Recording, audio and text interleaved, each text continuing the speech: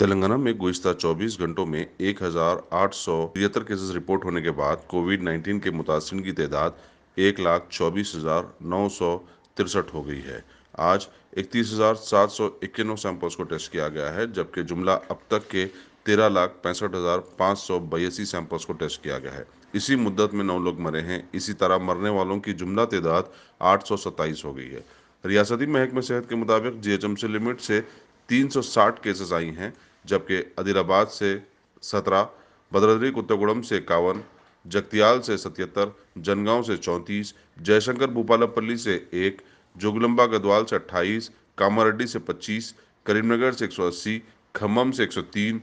कुमरम भीम आसिफाबाद से 21, महबूबनगर से 40, महबूबाबाद से 54, मंचिरियाल से 48, मेदक से 12, मेडचल मलकाजगिरी से 41, मुलगू से 18, नागर कर्नूल से 36, नलगुंडा से 79, नारायणपेट से 1, निर्मल से 4, निजामाबाद से 94, पेद्दपल्ली से 29, साजना सिरसिला से 23, रंगारेड्डी से 129, संगारेड्डी से 37, सिद्दीपेट से 85, सूर्यापेट से 65, विकाराबाद से 15, वनपर्ती से 32, वरंगल रूरल से 19, वरंगल अर्बन से 94 और यादरी भुवनगिरी से 21।